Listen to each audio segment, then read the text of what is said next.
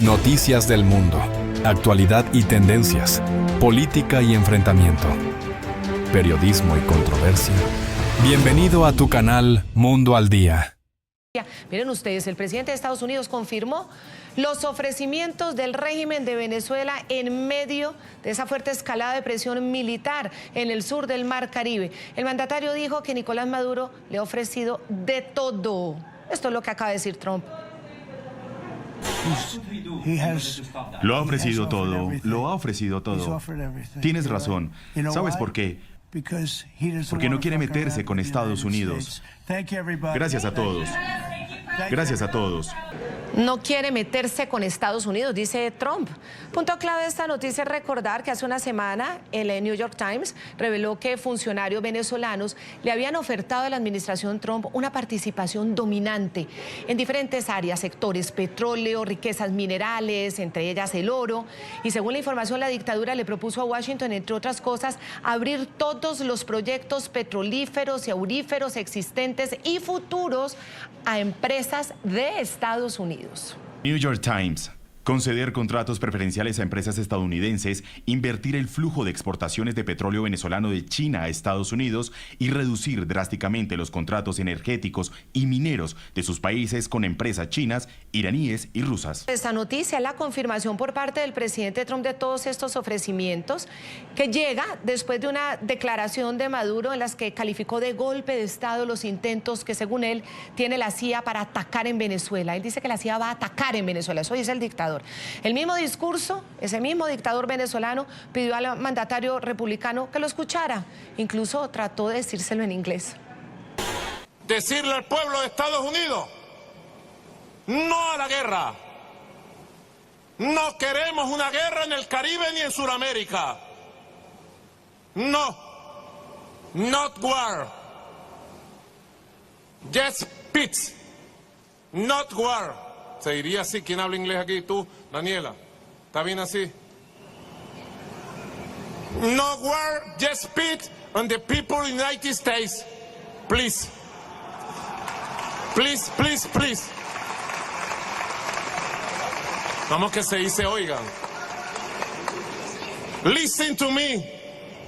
Not war, just peace, the people of the United States. De parte de The People Bolivarian Republic. Es que es imposible no reírse. Lo que pasa es que como detrás de todo esto hay tanta tragedia, hay una tragedia democrática, hay una tragedia humanitaria, hay una tragedia de vida en Venezuela, pues esto tan payaso resulta triplemente trágico. Cabe recordar que el diario Miami Herald había también revelado que la vicepresidenta de esta dictadura, Delcy Rodríguez, también su hermano Jorge Rodríguez, el presidente de esa asamblea madurista, la asamblea ilegítima, según la comunidad internacional, ellos habrían buscado persuadir a Estados Unidos con la propuesta de una supuesta transición pacífica del poder que descartaría a Nicolás Maduro. Por su parte, la agencia AP este viernes reveló todavía aún más detalles. Un exfuncionario del gobierno Trump, que habló bajo anonimato, aseguró que el plan consistía en que Nicolás Maduro renunciaría al poder en 3 años, entregándole la autoridad a Delcy, quien completaría el actual periodo de 6 años hasta enero de 2031. Delcy Rodríguez y Nicolás Maduro aparecieron uno al lado del otro en televisión estatal, ella tildando de mentirosos a los medios de comunicación y él diciéndoles imbéciles. Que ningún imperio piensa que puede con nuestro pueblo, que ningún imperio decadente, porque lo que son es unos decadentes, morales, inmorales, no tienen ética. Las propuestas, canalizadas a través de intermediarios en Qatar, buscaron persuadir a sectores del gobierno estadounidense de que un madurismo sin Maduro podría permitir una transición pacífica en Venezuela, preservando la estabilidad política sin desmantelar el aparato gobernante. Según las fuentes, mediadores cataríes presentaron a Estados Unidos 2 propuestas formales este año, una en abril y otra en septiembre.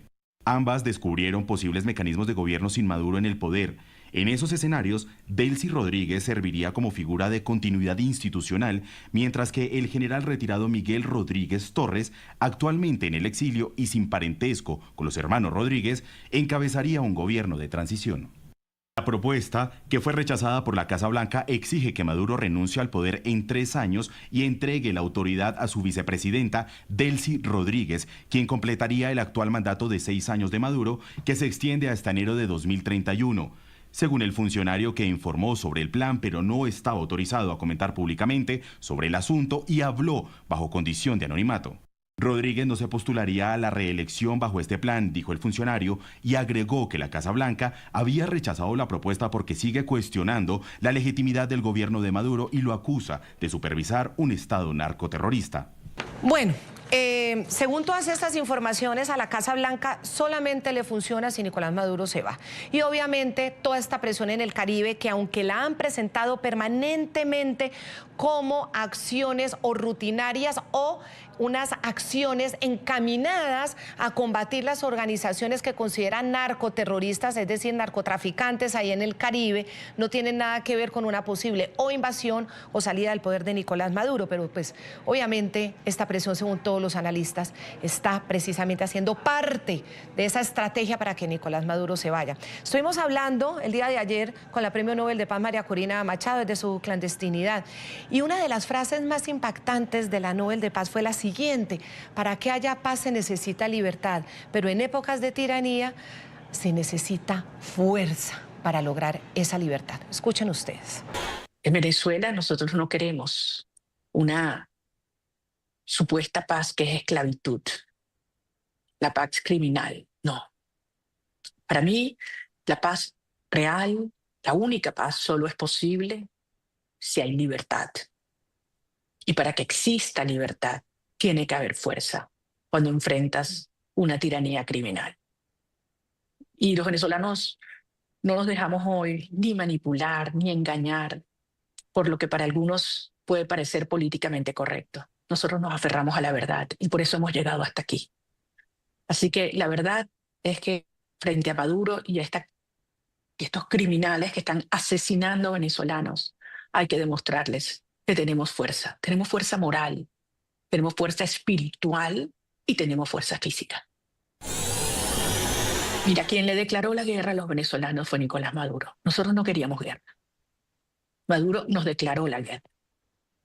Maduro le declaró la guerra a los países democráticos de la región con sus estructuras criminales. Terrorismo de Estado hacia adentro, narcoterrorismo hacia afuera.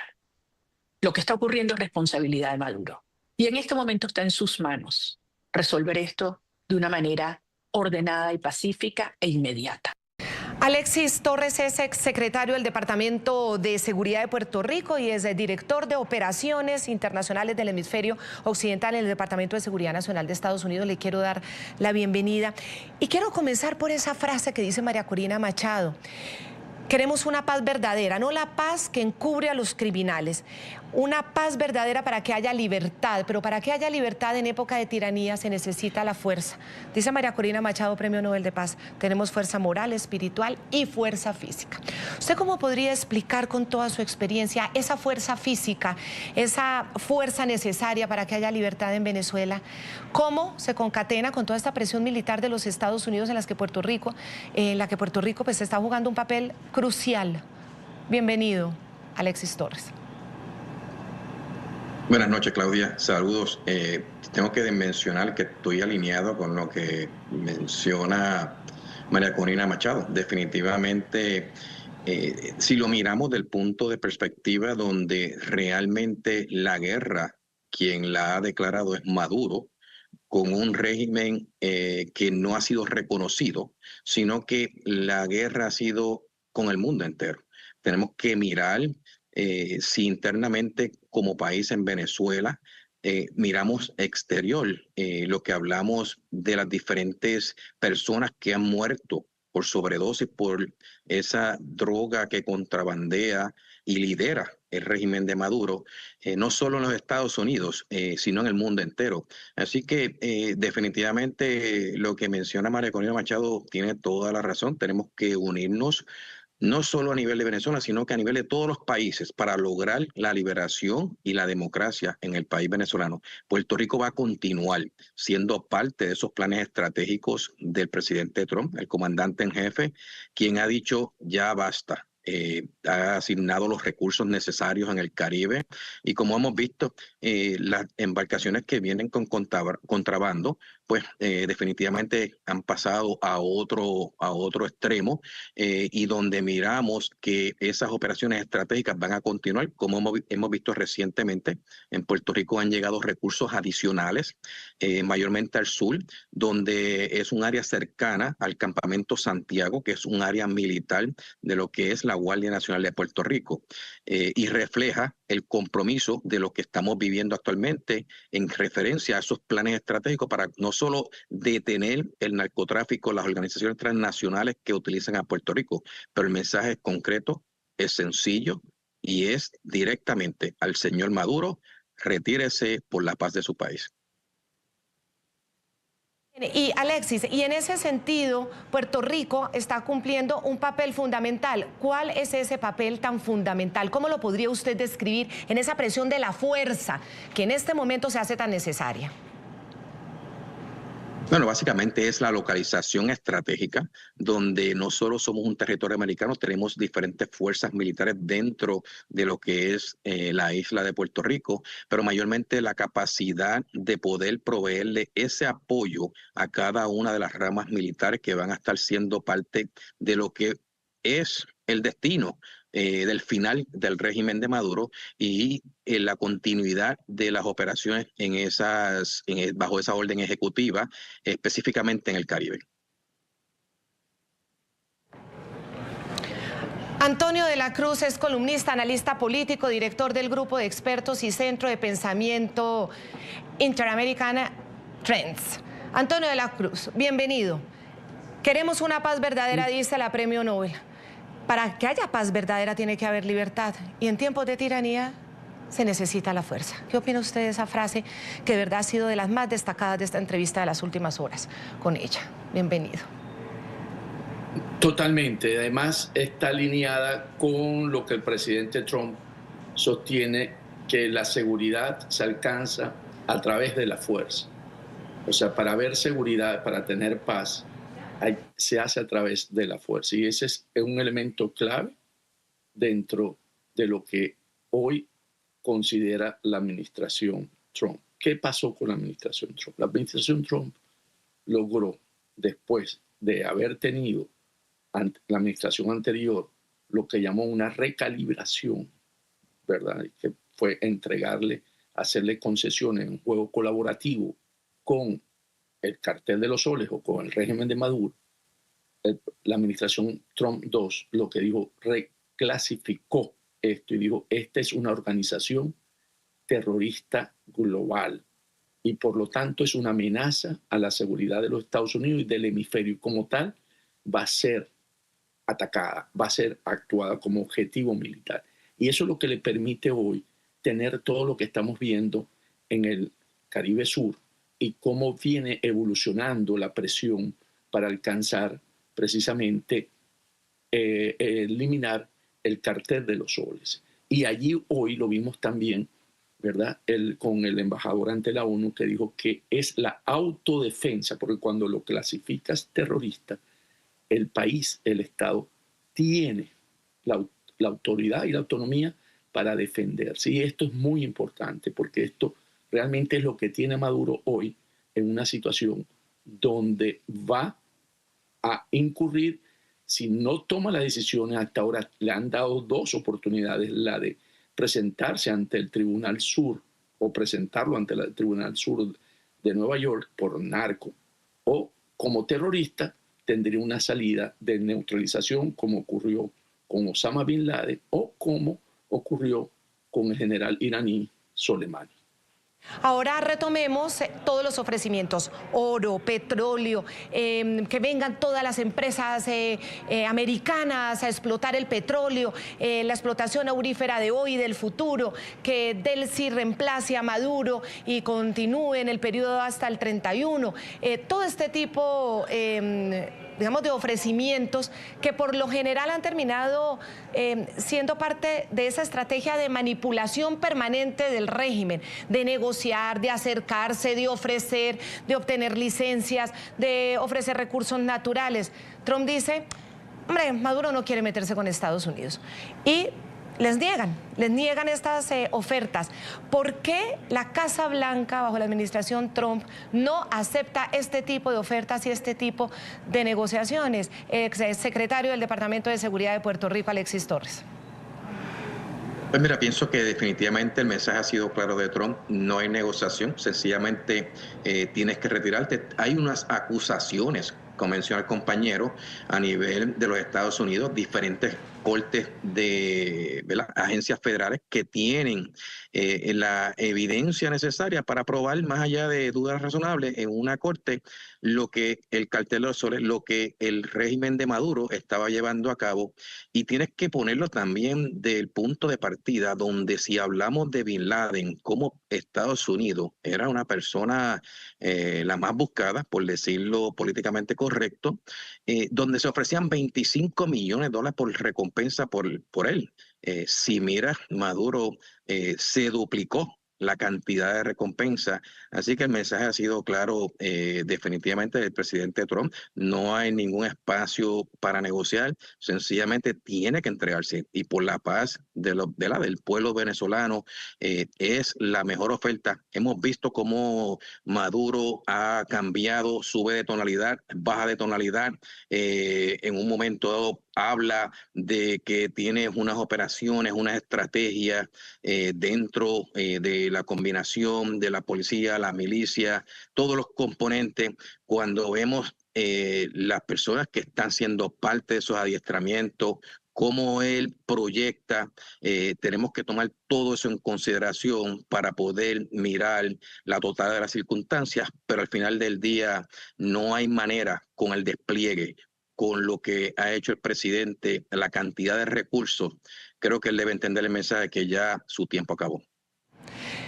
Hablaba usted de Osama Bin Laden y cómo fue ese operativo y cómo se justificó esos operativos ahora en comparación con Maduro. Vamos a ver, porque en las últimas horas toda la noticia que tiene que ver con los helicópteros MH-6 Little Bird y MH-60 Black Hawk, que sobrevolaron aguas abiertas cerca de plataformas petroleras y gasíferas frente a Trinidad y Tobago, y según análisis visuales que fueron publicados por el Washington Post, estas aeronaves pues han estado ahí. Las aeronaves estarían operadas por el Regimiento de Aviación de Operaciones Especiales número 160, que es esa histórica unidad de élite que llevó a cabo esa eliminación del terrorista Osama Bin Laden en Pakistán en mayo del 2011.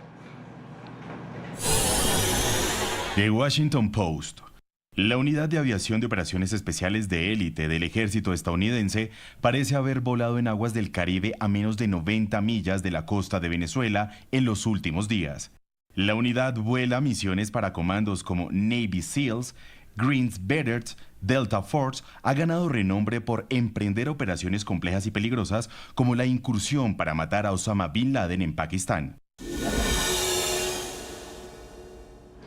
Sí, y para entenderlo, la noticia de estos sobrevuelos de los MH-6 Little Bird, los MH-60 Black Hawk, que vemos las características de los aparatos. Vamos a comenzar con el Black Hawk, que es un helicóptero multimisión. Miren ustedes, un helicóptero multimisión considerado uno de los más versátiles dentro de las Fuerzas Armadas de Estados Unidos. Desde su primer vuelo en 1974 se convirtió en una herramienta esencial para el Ejército, la Fuerza Aérea, la Armada y la Guardia Costera, con capacidad para volar a más de 300 kilómetros por hora y operar hasta durante 3 horas y media sin reabastecimiento. Este helicóptero puede transportar hasta 11 soldados o 4 toneladas de carga externa, diseñado para responder en condiciones extremas, desde temperaturas bajo cero hasta climas desérticos. Y ahora veamos el MH-60. Incorpora tecnología avanzada de navegación, comunicación y armamento. Los Black Hawk, lo que le permite cumplir misiones que van desde operaciones especiales y rescates hasta ataques de precisión y transporte táctico. Muy bien, vamos a hablar sobre esto. Sobre este punto en concreto, para eso está con nosotros Mark Cancian, él es coronel retirado de la Marina de Estados Unidos. Le damos la bienvenida al programa La Noche y queremos preguntarle por el significado de tener estos aparatos y este grupo de operaciones especiales ahí en el Mar Caribe, si realmente son los que coinciden con esa operación histórica que dio con la captura de Osama Bin Laden. Bienvenido. Bueno, es parte del mismo equipo de fuerzas especiales. Este grupo no fue exactamente el que mató a Bin Laden, pero ellos eran parte de las fuerzas especiales. Estos helicópteros parece que están operando cerca a aguas venezolanas. Los Estados Unidos los dejó en una zona de vigilancia cerca de la costa, donde están buscando e identificando potenciales objetivos que llevan droga y atacándolos. Los hemos visto volar en Trinidad y Tobago, probablemente operando desde su nave nodriza, Ocean Trader. Simplemente también desde algunos aeropuertos, también en algunos aeródromos en Trinidad y Tobago. Es difícil de decir, la gente ha estado muy silenciosa al respecto.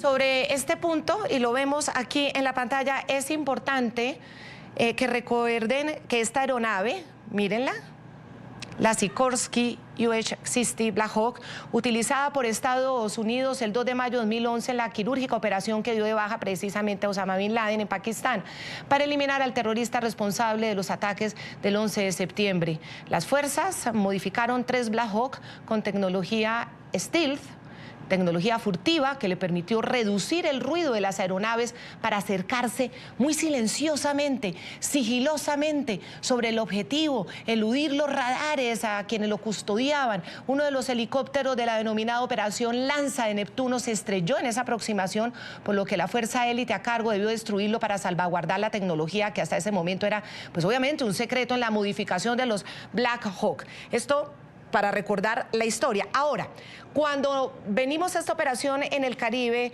coronel en retiro de la Marina de Estados Unidos, Mark Cancian, ¿son necesarios para esos operativos antinarcóticos o esto hace sospechar, según su experiencia, de que van por algo diferente? Como por ejemplo, un terrorista o un narcoterrorista específico.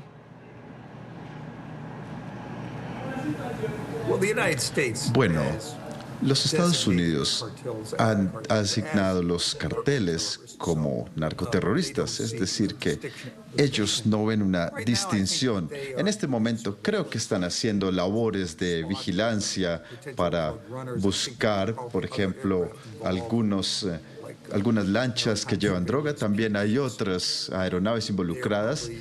P-6 Poseidón también están haciendo labores de vigilancia o están haciendo ataques directos.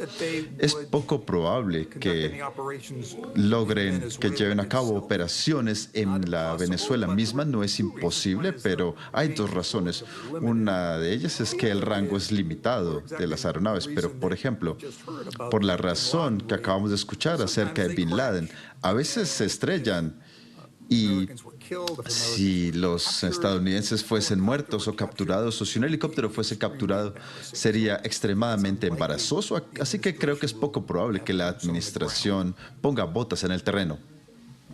Ahora veamos cómo es y qué capacidad tiene un MH-6, el Little Bird. Es un helicóptero ligero de ataque y observación diseñado especialmente para operaciones de las Fuerzas Especiales del Ejército de Estados Unidos. Su pequeño tamaño y gran maniobrabilidad lo hacen ideal para misiones en entornos urbanos o de difícil acceso, donde se requiere velocidad, precisión, discreción. Puede alcanzar una velocidad máxima de 282 kilómetros por hora, transportar hasta 4 operadores o 1 tonelada de carga y mantenerse en vuelo por más de 2 horas sin reabastecerse. Armado con ametralladoras, cohetes y misiles Hellfire, el Little Bird, apodado Killer Egg por su forma como compacta, parecía un huevito, y su eficacia en combate ha sido clave en operaciones encubiertas, rescates y misiones de alto riesgo. Santiago García, consultor y experto en seguridad, amplió toda esta información de estas poderosas aeronaves. Miren ustedes. El helicóptero MH-60 es una variante del Black Hawk. Es una variante que utiliza la Armada de los Estados Unidos, pero es una variante naval del Black Hawk. Básicamente ese es el MH-60. Este helicóptero es un helicóptero multimisión, por eso su denominación MH. Es un helicóptero polivalente que se puede utilizar para diferentes tipos de misiones. Básicamente, una misión que puede realizar es un helicóptero muy interesante porque es un helicóptero que puede llevar no solamente suministros digamos, equipos que necesitan las fuerzas especiales, sino que también puede ser equipado con sistemas como, por ejemplo, intervención de comunicaciones, supresión de comunicaciones. Puede tener equipos que, por ejemplo, eliminen las señales de telefonía celular. Puede también llevar equipos para dañar o digamos, inhibir la señal de algunos radares. Entonces es un helicóptero muy interesante, pero básicamente es un helicóptero de apoyo para llevar equipos que necesiten las fuerzas especiales. Mientras que el otro helicóptero, que es el MH-6, que es un pequeño helicóptero muy famoso que lleva muchos años en servicio en las fuerzas militares de Estados Unidos, es un pequeño helicóptero muy liviano y muy rápido. Es un helicóptero que puede llevar 4 soldados de fuerzas especiales ubicados en bancas laterales del helicóptero, y en esas bancas van sentados 2 soldados a cada lado, 2 tropas de fuerzas especiales, obviamente sujetos al helicóptero por unos arneses especiales también, por seguridad, y es un helicóptero tremendamente veloz. Este helicóptero, llamado el Pajarito porque es muy pequeñito y muy rápido, es un helicóptero maravilloso porque es un helicóptero que le permite entrar en sitios donde un Black Hawk no podría entrar, ni por velocidad ni por tamaño. Entonces, este pequeño helicóptero, que lo pintan de negro para operaciones nocturnas también, que tiene capacidad de visión nocturna, los pilotos llevan todo el equipo de visión nocturna, entonces puede entrar en sitios muy difíciles, muy peligrosos, dejar a los soldados, dejar a las tropas de fuerzas especiales y extraerlos de manera rapidísima y muy efectiva. Coronel Markanyan, desde el punto de vista de Nicolás Maduro, también con su experiencia, ¿usted qué se imagina? Es decir, Nicolás Maduro es considerado narcoterrorista, uno de los principales enemigos de Estados Unidos en este momento, que tiene una recompensa de $50 millones en su cabeza. Este despliegue no solamente de la naval, sino de estas fuerzas especiales o los helicópteros que los transportan, ¿qué mensaje estará recibiendo Nicolás Maduro?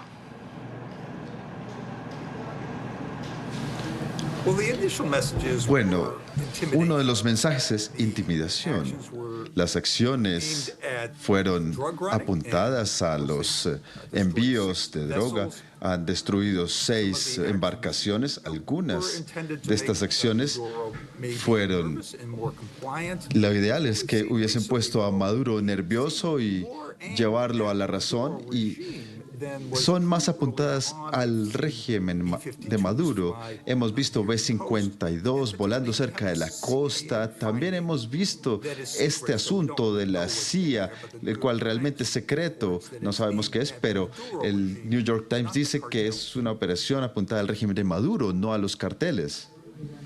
Claro, y ese es el mensaje clarísimo. Quiero agradecerle muchísimo, coronel retirado de la Marina de Estados Unidos, Markanyan, por habernos acompañado hoy en el programa La Noche.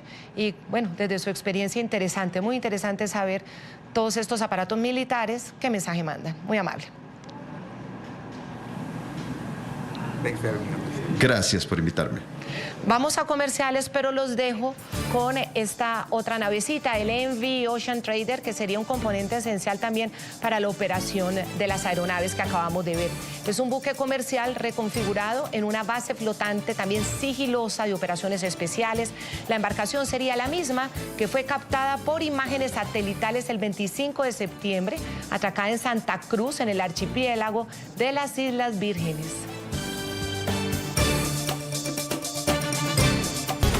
Continuamos con La Noche por NTN 24, el canal de las Américas. En las últimas horas, cuando conversamos con la Premio Nobel de Paz, María Corina Machado, hablábamos sobre el futuro de Maduro. Se tiene que ir con o sin negociación, es lo que dijo. Finalmente, esto está ocurriendo. Lo que tenía que pasar. Como ha dicho el secretario de Estado Marco Rubio, es una coalición internacional donde participan países del Caribe, de América Latina, de Europa, y nosotros lo que le pedimos a los demás países que se sumen a esta coalición para que Maduro finalmente entienda, y toda esta estructura criminal, que el tiempo se acabó y que por su propio bien debe aceptar los términos de esta negociación. Yo sé que son momentos muy oscuros, que mucha gente puede sentir, ¿sabes? El miedo, la incertidumbre, pero yo lo que quiero es darles una certeza.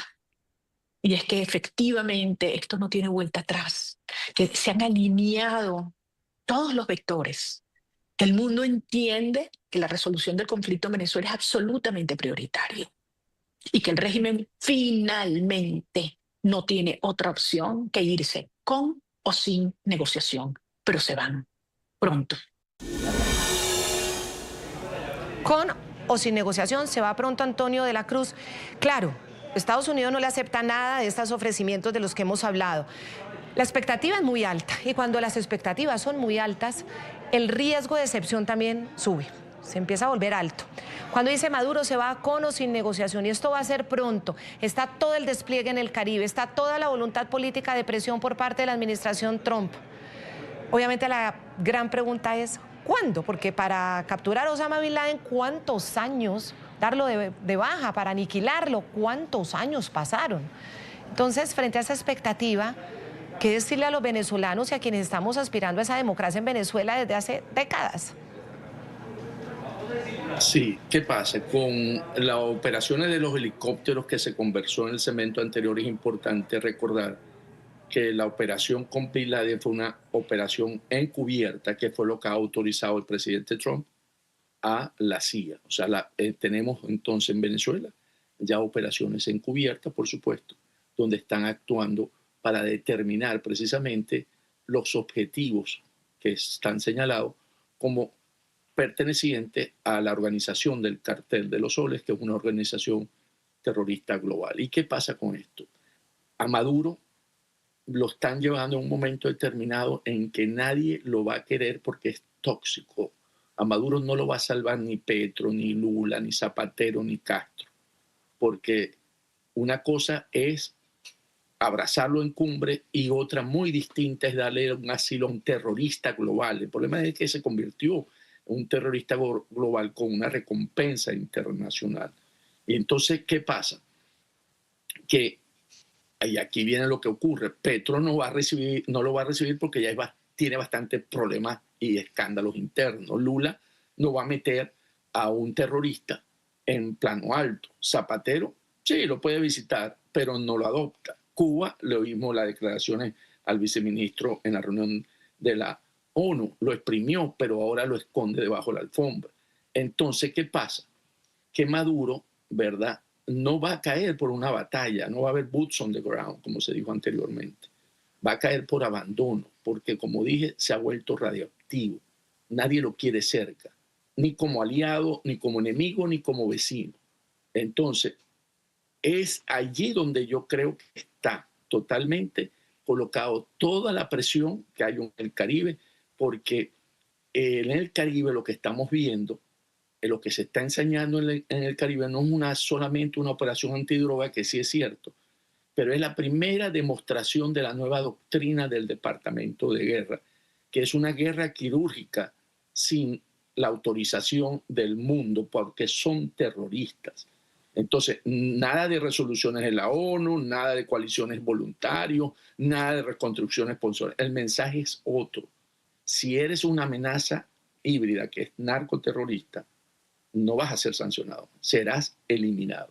Y eso es lo importante que estamos viendo hoy, porque, como lo señalaste, a Bin Laden le tomó una década en búsqueda, porque se escondía en las montañas de Afganistán y después en Pakistán tenía el apoyo del gobierno pakistaní. Pero a Saddam Hussein le dieron un ultimátum, a Gaddafi le dieron discurso, ¿verdad? Y a Maduro lo que le están diciendo es esto: no está en una guerra declarada, esta es una cacería autorizada. Y precisamente ese despliegue de 8 buques de guerra, entre ellos los 3 destructores, varios aviones de vigilancia, un submarino de ataque ahí en el sur del Mar Caribe, las fuerzas de Estados Unidos desplegadas también en Puerto Rico, al menos son Según las informaciones que tenemos, 10 aviones de combate F-35 de la Marina de Estados Unidos en las últimas horas desembarcaron 300 nuevos marines de 10.000 militares desplegados en el sur del Caribe. Según el New York Times, la mayoría está en Puerto Rico. Integrantes de la Unidad 22 Expedicionaria de Infantería estarían participando en entrenamientos diseñados, según esa información oficial que retoman los medios, para mejorar la preparación y capacidades del grupo, a la vez reforzar el vínculo con la Guardia Nacional de Puerto Rico, utilizando la antigua estación naval de Roosevelt Roads en el municipio de Ceiba para operaciones militares aéreas. Y sobre eso, Alexis Torres, exsecretario de Departamento de Seguridad de Puerto Rico, ese papel tan crucial de Puerto Rico ahí en el Caribe, ¿por qué? ¿Cómo nos lo puede explicar frente a esa narcotiranía de Maduro? Pues mira, fíjate, pienso que tiene que ver mucho en el aspecto de lo que también Puerto Rico ha sido utilizado como puente de transbordo de múltiples toneladas de cocaína que mayormente van a la costa este de los Estados Unidos. Definitivamente tenemos que tomar el punto de partida también de que nosotros como territorio americano tenemos las facilidades. Mencionaste la base naval en Ceiba, adicional el campamento Santiago, que es en el municipio de Salinas, donde históricamente se llevan a cabo anuales de capacitación y de práctica tanto de la milicia a nivel de la Guardia Nacional, pero también a nivel del servicio activo. Y tenemos la base Raimi, que es en Aguadilla, con capacidad también, donde hay unos diferentes recursos adicionales que están unidos a estas operaciones que se están llevando a cabo. Concuerdo completamente con Alejandro en el aspecto de que una vez se transfiere lo que es el título 10 al título 50, pues prácticamente es cómo se asocia al terrorismo el régimen de Maduro para poder entrar en esa cacería, para poder sacar ese régimen del país de Venezuela. ¿Y cuánto cree que eso se va a tomar? Es decir, esto ha generado una expectativa gigantesca, insisto, y bueno, parece que todo este despliegue no va a ser solamente para unas lanchas. Efectivamente, es importante controlar el paso de toda esa droga, pero la expectativa frente a la salida de Maduro, ¿cómo se puede contar en tiempo? Pues mira, yo pienso que mencionamos a Bin Laden y como mencionó también Alejandro, él se escondía y tomó un tiempo trabajando la inteligencia, logrando desarrollarla donde finalmente se logra encontrar con certeza y se lleva a cabo ese plan. A nivel de Maduro, pienso la manera que se está haciendo estratégica no quiere decir que no se sepa, no quiere decir que el comandante en jefe pueda determinar hoy voy y lo busco. Simplemente pienso que el mensaje es mira las capacidades, mira los recursos, mira los equipos.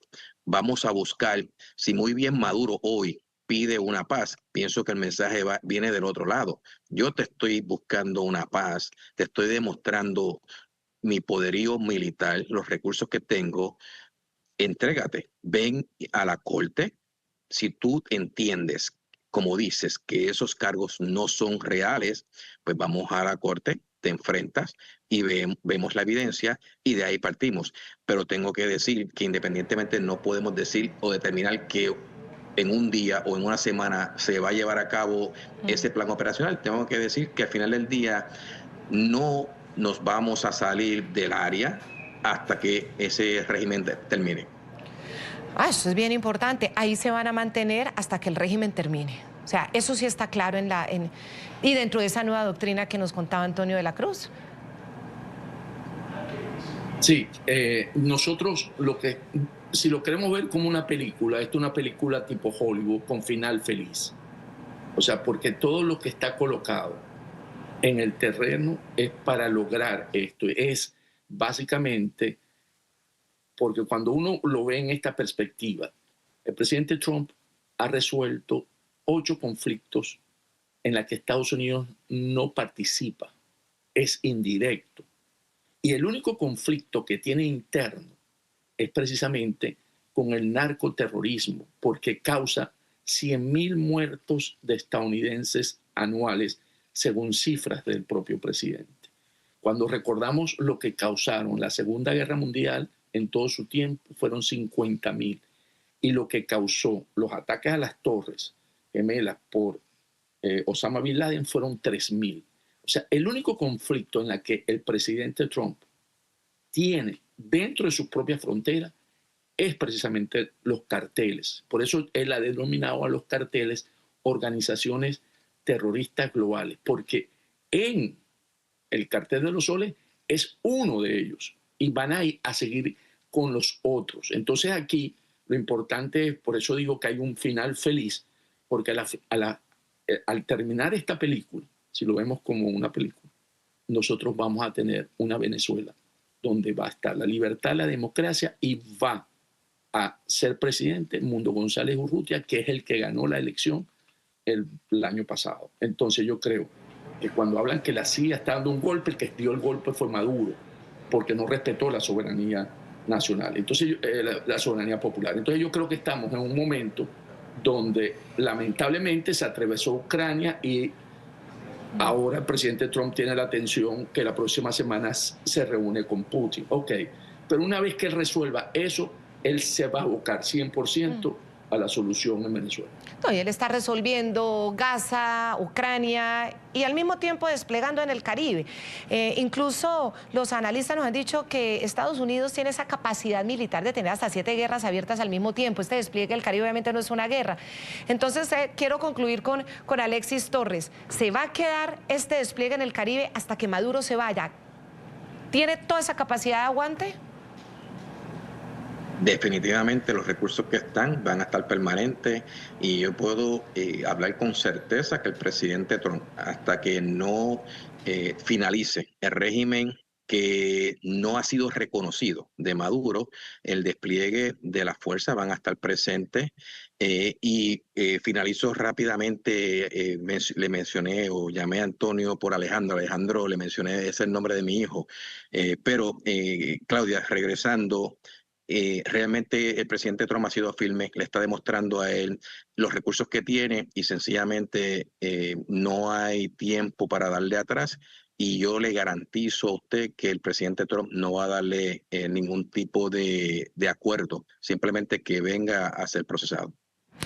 Pues quiero agradecerles muchísimo a los dos, no importa lo de los nombres, a todos nos pasa todo el tiempo. Alexis Torres, exsecretario del Departamento de Seguridad de Puerto Rico, muchísimas gracias por habernos acompañado.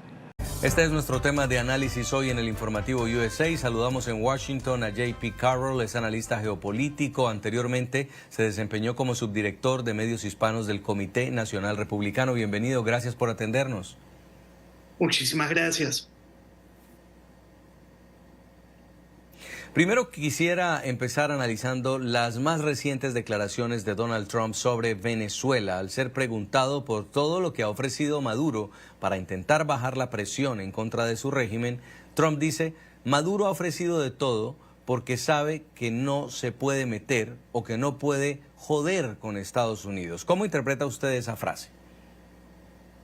Mira, creo que obviamente estamos en un momento muy delicado en las relaciones entre los Estados Unidos y Venezuela, y lo vemos entre comentarios como el cual usted ha repetido y también por otras novedades, entre ellas el hecho de que el almirante Halsey, que maneja el Comando del Sur de los Estados Unidos, ha anunciado que se va a jubilar en diciembre y que vale la pena notar, como su reportaje anteriormente lo ha notado, que él lleva menos de un año en este puesto, lo cual que es algo muy preocupante dada la situación en la cual nos encontramos. O sea que esto es un momento muy delicado, el cual claramente hay de conversaciones que seguramente están ocurriendo a nivel bien alto diplomático entre la administración Trump y Maduro, y el gobierno de Maduro, pero también estamos viendo acciones militares como lo que hemos visto de esta operación, la sexta operación que ha lanzado los Estados Unidos de este tipo en Venezuela o en mares internacionales, pero hacia barcos de Venezuela, que se les acusan a estas personas de tener drogas y se supone que, según reportajes, que han habido gente que han sobrevivido esta sexta operación, o sea que es un momento muy tenso. Y además, en medio de todos estos bombardeos, por primera vez se habría atacado un submarino, o al menos un submarino artesanal, como muchos grupos narcotraficantes en Sudamérica han empezado a construir para llevar esas drogas de otras formas y no ser detectados. En ese momento en el que Donald Trump declara la guerra al narcotráfico, está atacando todo tipo de embarcaciones e incluso ha empezado a decir que va a hacer ataques en tierra. Estos sobrevivientes, estas personas que dicen ser familiares de otros que supuestamente habrían muerto, terminan siendo un daño colateral dentro de una guerra en la cual califican a estas personas que van en las lanchas como terroristas. Mira, todo esto es una situación muy complicada y obviamente nadie quiere ver a personas inocentes implicadas o que se les hagan daño o peor que eso, que mueran. Precisamente es por eso que hay tantos reportajes sobre estas operaciones y de saber cómo exactamente es que la administración Trump, que cada una de estas operaciones deben de ser hechas y cómo han llegado a la conclusión que cada uno de estos barcos, y en este caso, como usted ha dicho, submarino artesanal, digamos, como están totalmente seguros de que son vinculados al narcotráfico. En fin, esto es un momento en el cual hay más preguntas que respuestas.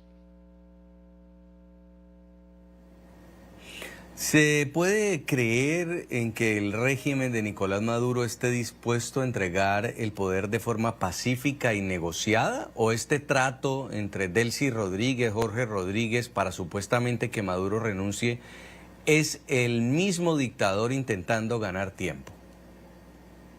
Eso no lo sé, o sea, creo que estamos viendo un momento en el cual vale la pena destacar que solo fue hace una semana que María Corina fue galardonada con el Premio Nobel de la Paz, lo cual era un momento muy importante para la oposición en Venezuela y la causa de la democracia. Creo que algo que toda gente de buena voluntad alrededor del mundo celebró, por lo cual creo que el régimen Maduro siente gran presión en estos momentos. De un lado, la administración Trump y sus acciones como las que hemos visto hoy en día, pero del otro lado, de la oposición venezolana dentro de Venezuela.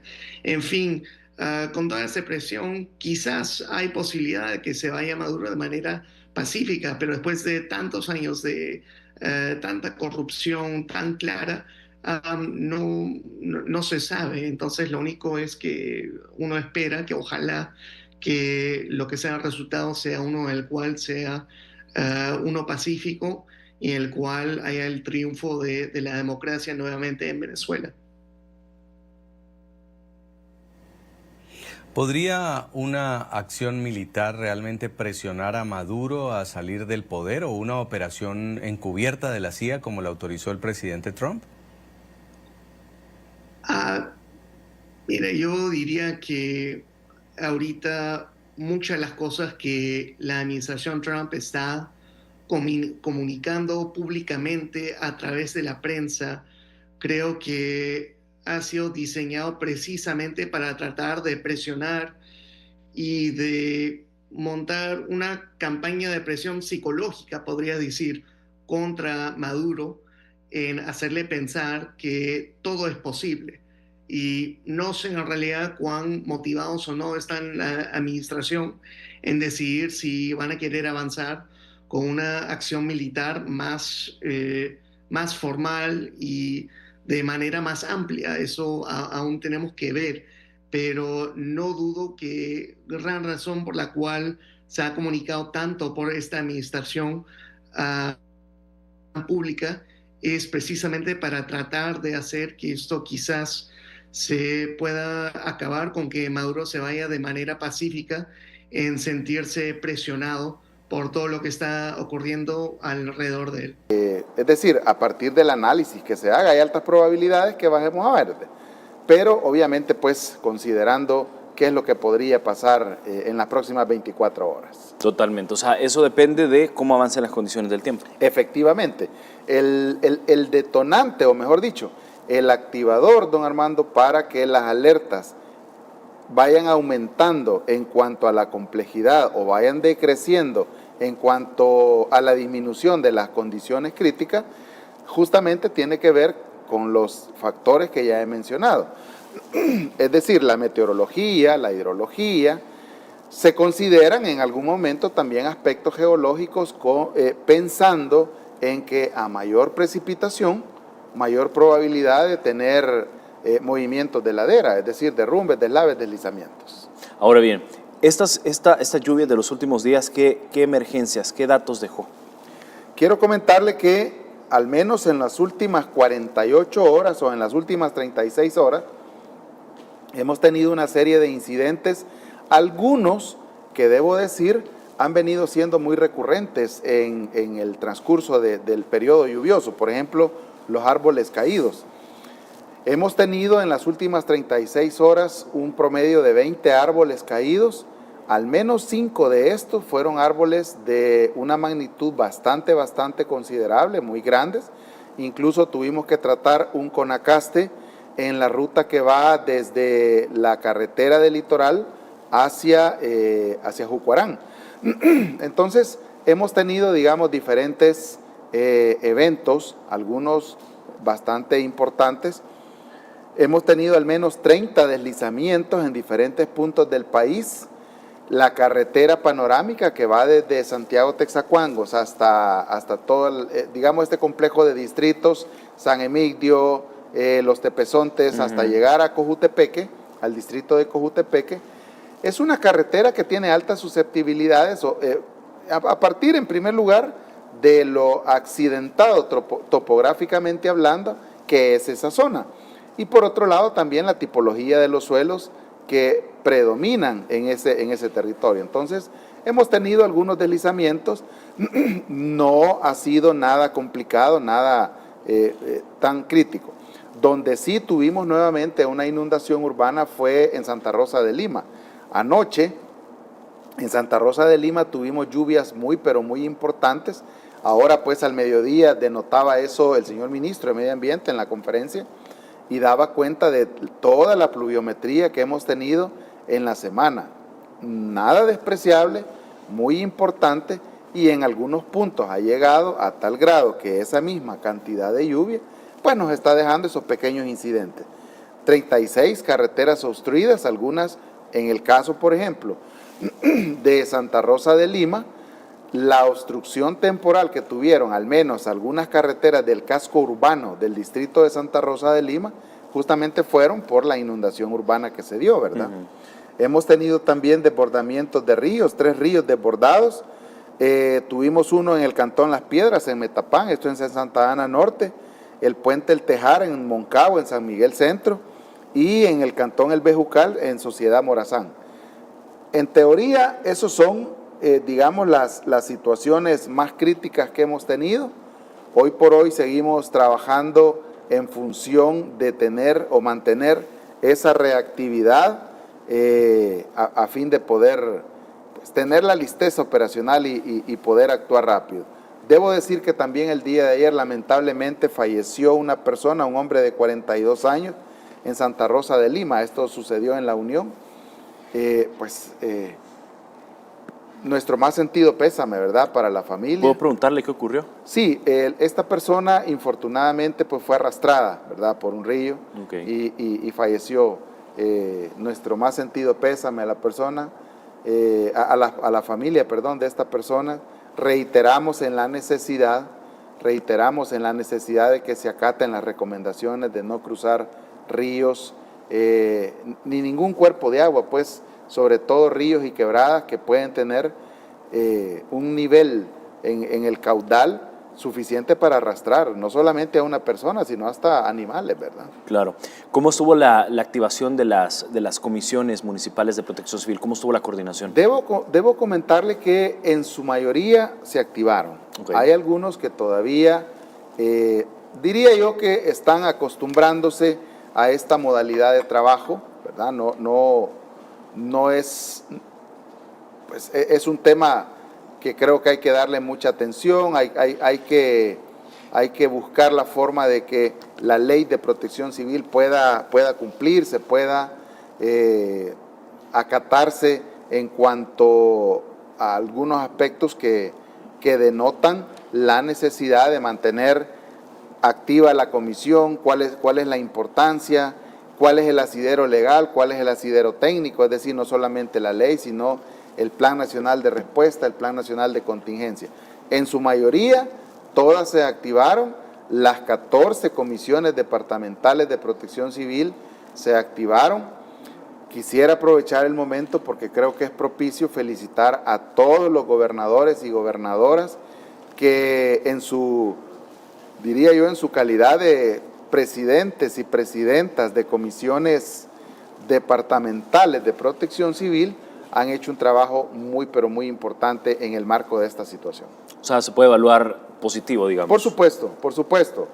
Yo debo decir categóricamente que se ha promovido esa coordinación territorial que exige que los 4 niveles jurisdiccionales del Sistema Nacional de Protección Civil pues trabajen de la mano, ¿verdad? Trabajen de forma articulada, a nivel nacional, departamental, municipal y, por qué no decirlo, nivel comunal.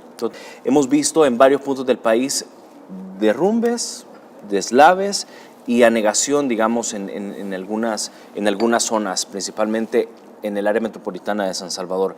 ¿Cuál es el registro que se tiene y cómo estuvo la atención a estas emergencias? Con mucho gusto. Comentarle que en cuanto a los deslizamientos y derrumbes, al menos en las últimas 36 horas ya suman 30.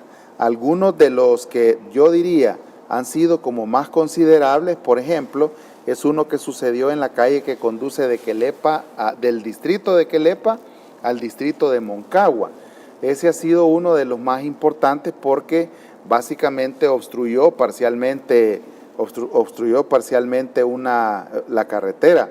Luego también tuvimos en Sonsonate, hemos tenido algunos deslizamientos, sobre todo deslizamientos que se han producido en caminos vecinales, hay que decirlo, pero que sin embargo deben ser atendidos porque al final es una ruta de acceso, ¿verdad?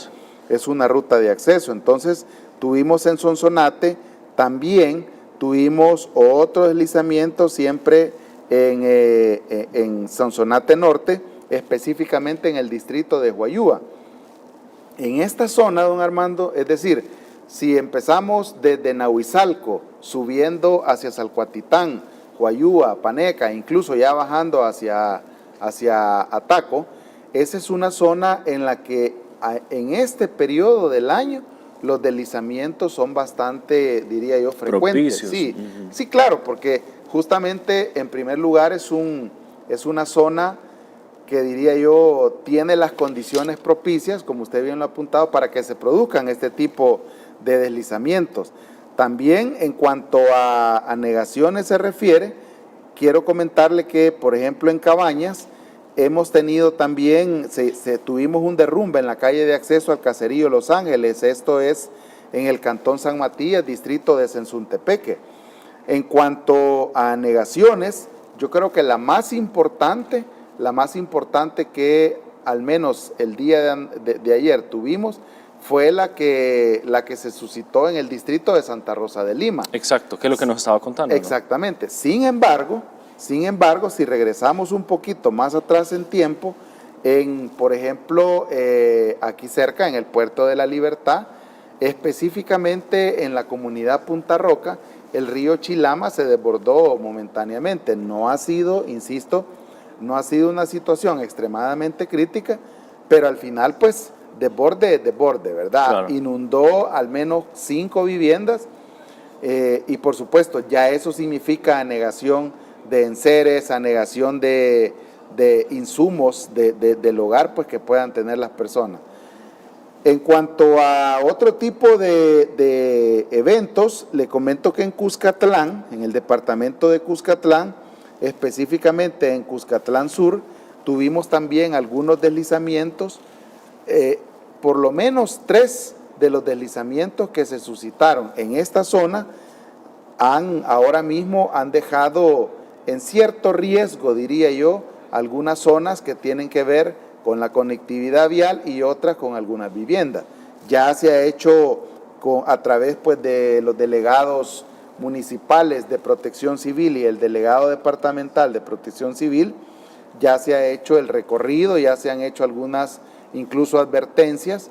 No está tan crítico como para decir que se va a hacer una declaratoria de inhabitabilidad o cualquier otro, diría yo, acción que obligue a evacuar a las personas, pero estamos muy a la expectativa de todo eso. Así hemos venido trabajando de la mano con todas las comisiones municipales y departamentales. En San Vicente también el día de ayer se reportaba un pequeño deslizamiento justamente en la carretera que va del desvío de San Vicente sobre la carretera panamericana hacia San Vicente. No ha sido tan crítico y obviamente pues a partir de, insisto, de la alerta naranja que teníamos, a tener todos esos equipos concentrados ha permitido llegar a cada uno de estos lugares y evacuar pues todo el material pétreo o el material de biomasa que se precipitó, y ahora puedo decirle categóricamente que por lo menos a esta hora del día no hay ni una tan sola carretera que esté con problemas de conectividad. Claro, están todas libres, digamos. Por supuesto que sí. Tal cual. Por supuesto que sí. Director, hay un tema también que yo siempre tengo la oportunidad de platicarlo con los funcionarios. ¿Por qué? Porque yo creo que una cosa es lo que ustedes hacen como instituciones de gobierno, otra cosa es lo que nosotros hacemos como medio de comunicación, obviamente informar, pero otra cosa es lo que hacen los salvadoreños en casa que nos están viendo. Y el tema de la basura. Sí. Yo sé que ustedes hacen su parte, nosotros como medio pues mandamos obviamente el mensaje, pero en casita o donde quieran que nos están viendo en las plataformas de redes sociales también hay una responsabilidad, y es el hecho de hacer un buen manejo del tema de los desechos. Nosotros hemos venido trabajando de forma muy insistente, particularmente con las comisiones comunales, teniendo claro, don Armando, que instituir una cultura de prevención o una cultura que nos permita ver hechos como el de tirar la basura en cualquier lugar, el de incluso acumular la basura, representa no solamente para la propia persona que ha dispuesto o ha hecho una mala disposición de los desechos sólidos, sino que para todo el conglomerado que pueda vivir en los alrededores de donde él está haciendo eso inadecuadamente. Sin embargo, teniendo claro que instituir una cultura que nos permita tener claridad sobre cómo y en qué momento yo debería disponer de los desechos, incluso hacer uso de otras modalidades de disposición de desechos que no son sólidos, sino desechos orgánicos, aprovechar hacer una composta en el hogar, aprovechar, qué sé yo. Mientras eso no suceda, definitivamente vamos a seguir apelando a la buena voluntad de las personas, al hecho de que acaten la recomendación de por lo menos no tirarlas ni al río ni a las quebradas, ¿verdad? Ni a los tragantes. Porque si empezamos a revisar cuál ha sido la causal de cada una de las inundaciones urbanas, yo le puedo asegurar que entre el 80 y el 85% de estas inundaciones urbanas, la causal sigue siendo los desechos sólidos. ¿Qué hemos hecho como sistema para adelantarnos a ese tipo de situaciones? Porque al final, estoy seguro que más de algún televidente podrá decir, bueno, ¿y qué están haciendo? Pues, o sea, ¿cómo estamos resolviendo esta situación? Bueno, en primer lugar, el hecho de limpiar quebradas, el hecho de limpiar incluso las famosas quebradas de invierno, que una vez para de llover se secan y vuelven a tener agua hasta mayo del otro año, o incluso ni siquiera en mayo, sino allá por junio, julio. Nos hemos dedicado a operativizar un componente del Plan Nacional de Contingencias para Eventos Hidrometeorológicos denominado reducción de riesgos. ¿Y qué significa reducir riesgos en función de los eventos hidrometeorológicos? Bueno, si empezamos a desglosar cuáles son los escenarios, los probables escenarios de intervención que podríamos tener, Número uno, el tema de las inundaciones, sí o sí, y ahora mismo ha quedado demostrado, ¿verdad? Sí o sí, al final del periodo lluvioso siempre son un problema. ¿Por qué? Claro. Porque tenemos ya una pluviometría muy, pero muy importante en todo el territorio nacional, a tal grado de que si ahora caen 50 milímetros, definitivamente 100 milímetros, y no digamos mucho más, definitivamente algo va a pasar. Eso no sucede al inicio de la temporada lluviosa. ¿Por qué? La tierra está ávida de humedad y en el preciso momento que cae una tormenta, pues básicamente es absorbida en el preciso momento que cae. El punto es que operativizando el componente de reducción de riesgo de desastres, nosotros no solamente limpiamos tragantes, limpiamos las quebradas, y no solamente de basura, sino de maleza también. Las quebradas de invierno, aunque se conocen como quebradas de invierno, porque única y exclusivamente tienen un caudal importante entre julio, agosto y octubre, aún entre noviembre y abril, mayo, no pierden la humedad al 100%. Entonces, eso hace que crezca la maleza. Cuando vienen las primeras tormentas y estas quebradas empiezan a colectar agua, ¿verdad? En la mayoría de los casos estas quebradas son parte de la cuenca alta de ríos mucho más importantes, como podría ser, si empezamos de occidente hasta oriente, el río Paz, el río El Sunza en Sonsonate, el río El Jute aquí en La Libertad, el río Cepaquiapa, el río Jiboa, y ya no digamos los ríos que son mucho más caudalosos, ¿verdad? Claro. Como el Empa, el Jiboa, el Río Grande, Huascorán, entonces. El Torola. El Torola. Entonces, ¿cuál es el punto? Que nos ocupamos de limpiar a estas quebradas a fin de que cuando lleguen las primeras tormentas no tengamos situaciones críticas. ¿Qué es lo que esperamos de la población? O sea, ¿cuál debería ser el aporte que la población puede hacer en función de reducir este tipo de riesgo? Justamente no provocar lo que ahora vemos en imagen. Lo que estamos viendo en pantalla. Exactamente. No tirar esa basura. Si ustedes pueden ver, esa es parte de una quebrada. Y ahora mismo pueden ver, amigo televidente, la cantidad de cosas que llegan a parar a una quebrada. Bueno, había una imagen, no sé si la tenemos en pantalla, pero yo creo que en su momento la pusimos, de una refrigeradora y hasta muebles de sala, ¿no? Bueno, recordará usted que el año pasado tuvimos una inundación muy, pero muy importante en la zona de Montelimar.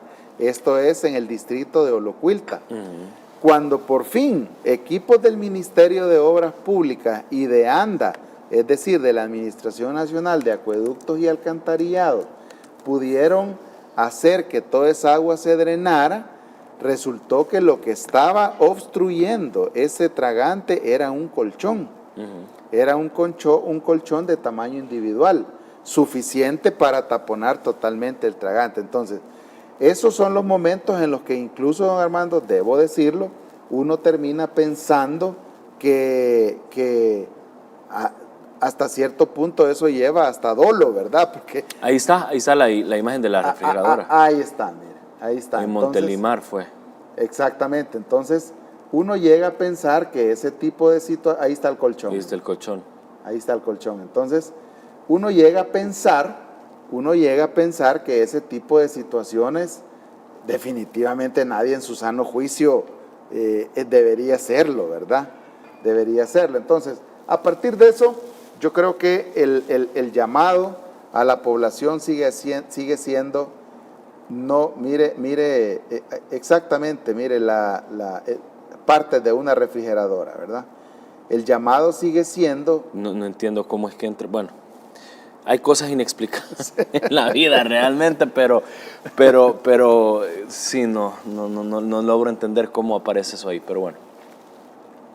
Ese es el punto. Nosotros de verdad apelamos, como decía al principio, a la buena voluntad que todos deberíamos tener.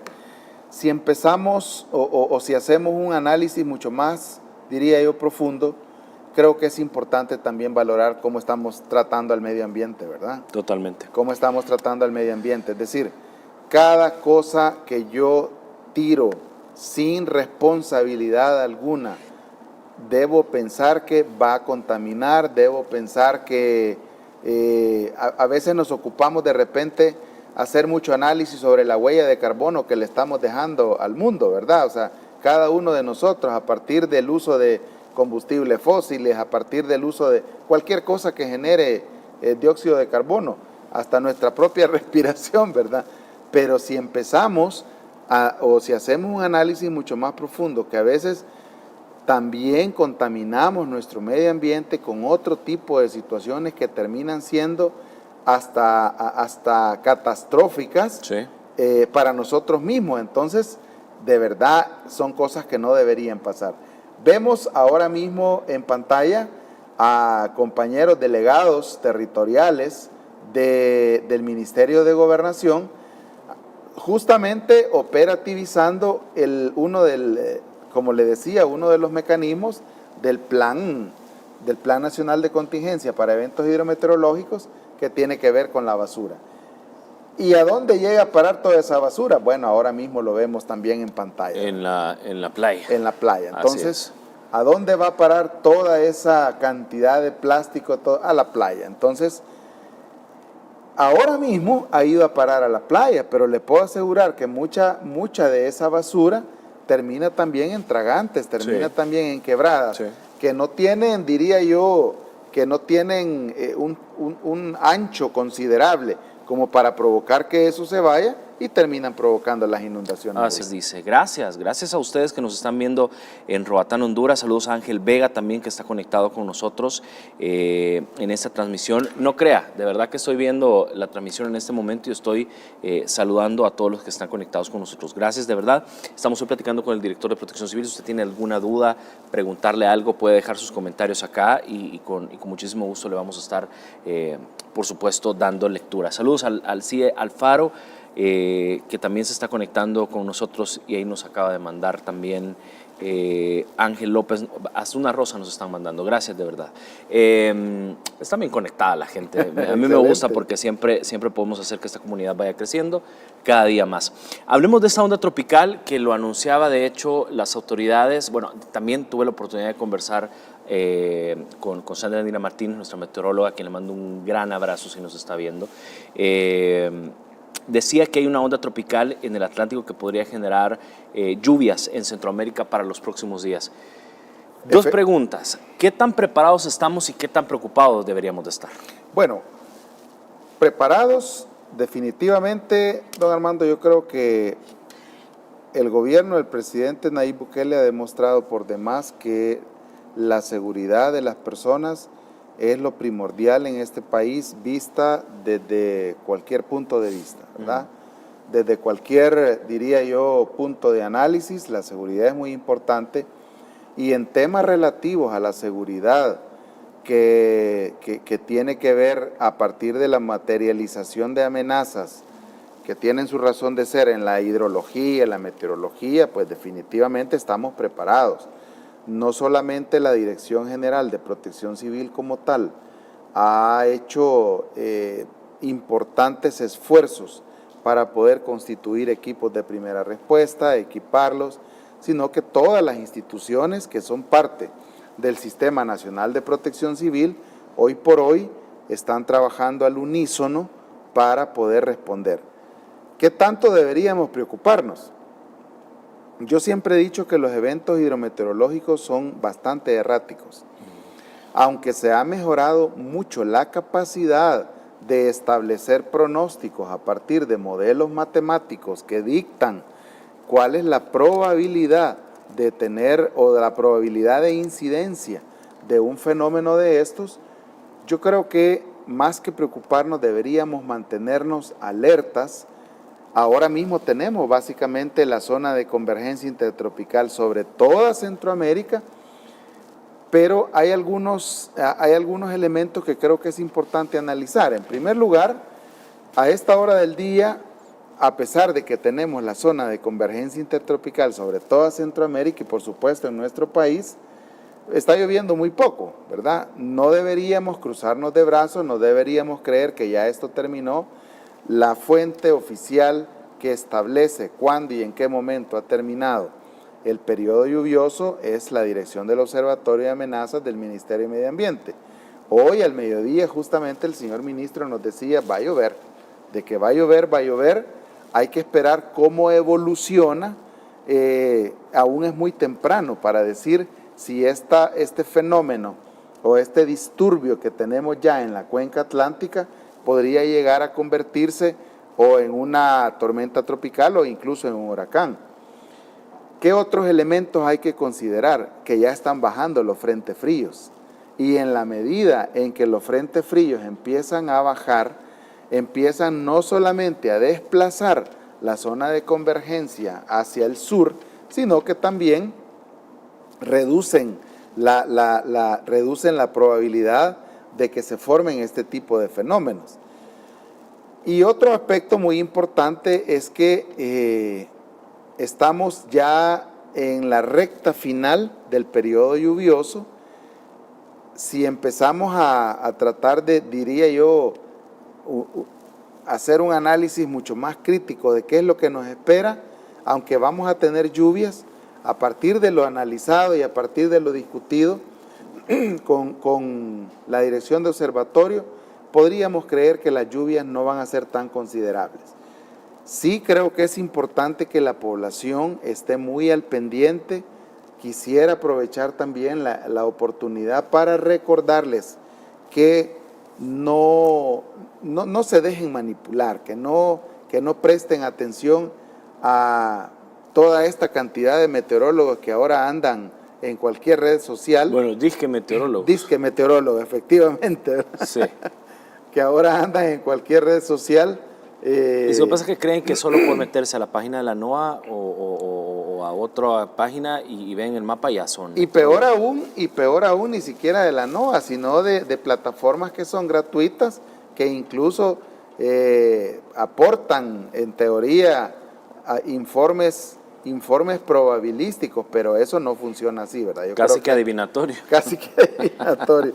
El punto es que debemos ser muy responsables al emitir ese tipo de información. Por lo menos para lo que resta de este día, hay altas probabilidades que tengamos algunas tormentas, sobre todo en la zona norte del país, o que empiecen en la zona norte del país y que luego se desplacen hacia la zona central y paracentral.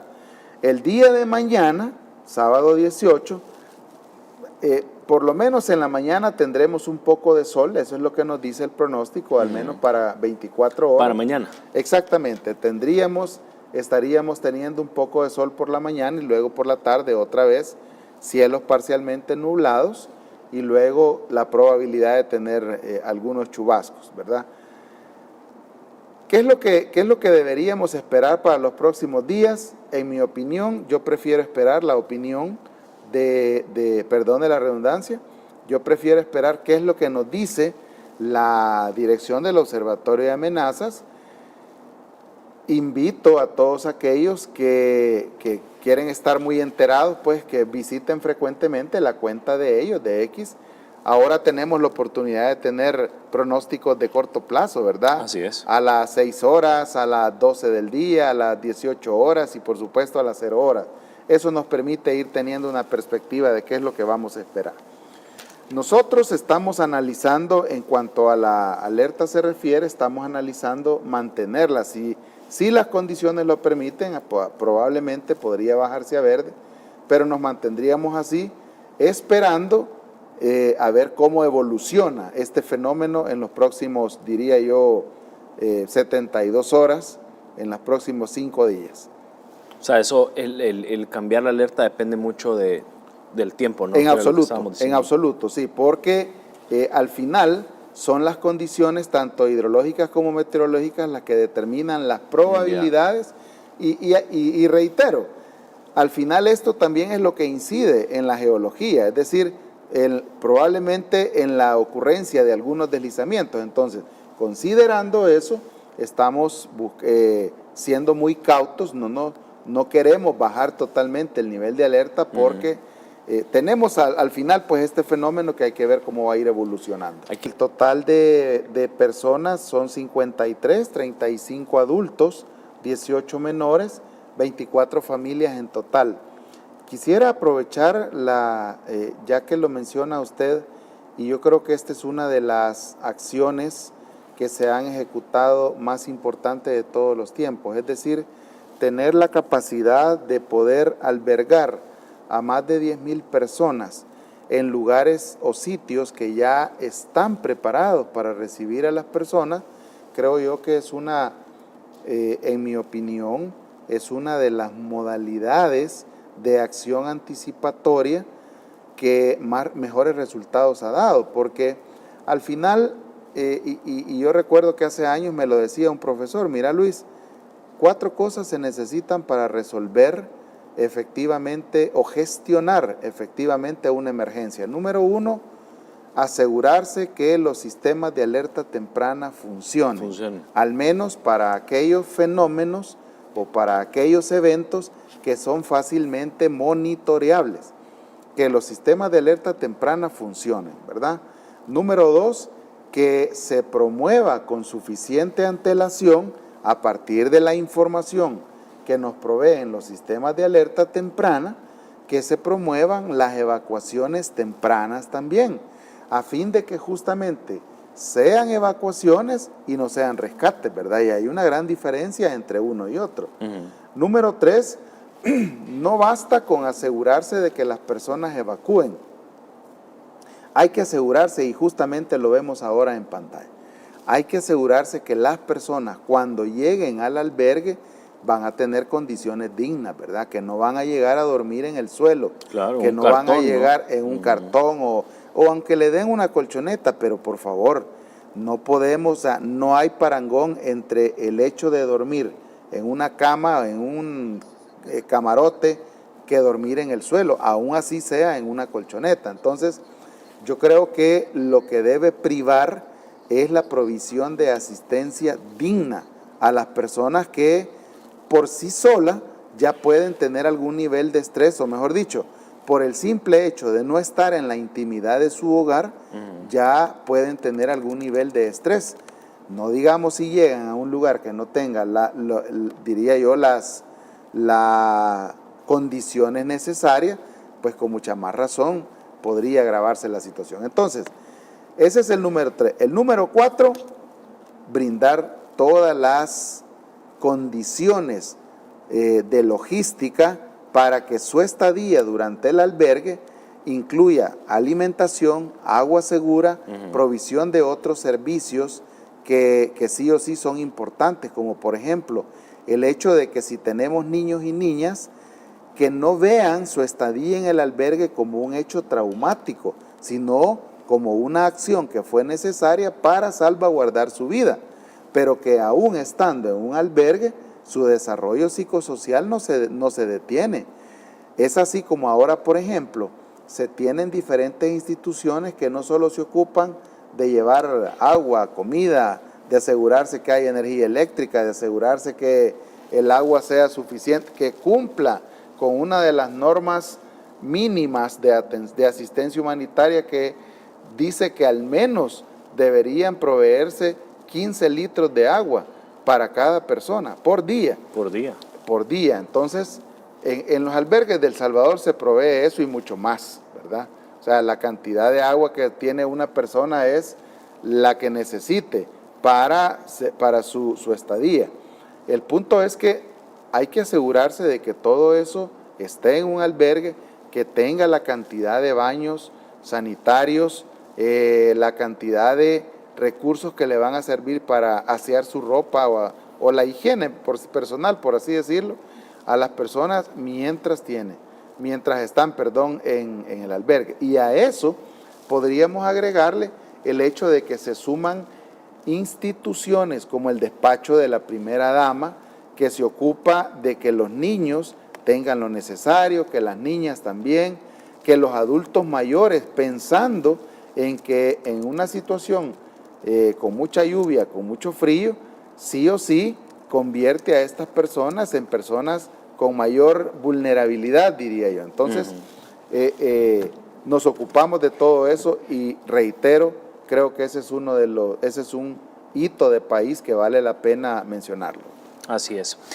No me quiero despedir sin antes poder hablar también de otro tema, director, y es todo el rol, la participación que ustedes tienen para salvaguardar también la vida de los salvadoreños en eventos importantes, como por ejemplo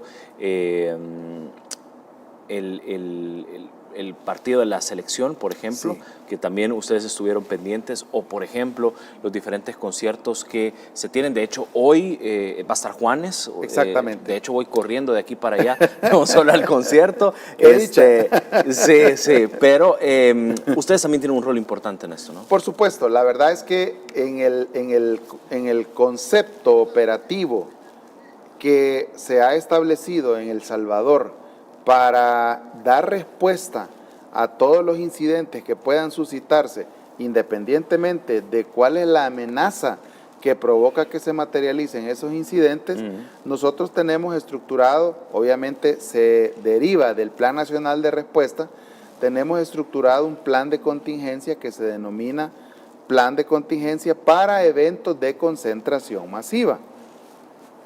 De ese plan de contingencia se estructuran protocolos de coordinación que tienen diferente denominación. Tendremos un partido de la Selección Nacional de Fútbol que incluye la participación de 20,000, 25,000 personas en un lugar que probablemente tiene aforo para más, pero que se va a restringir por motivos de seguridad.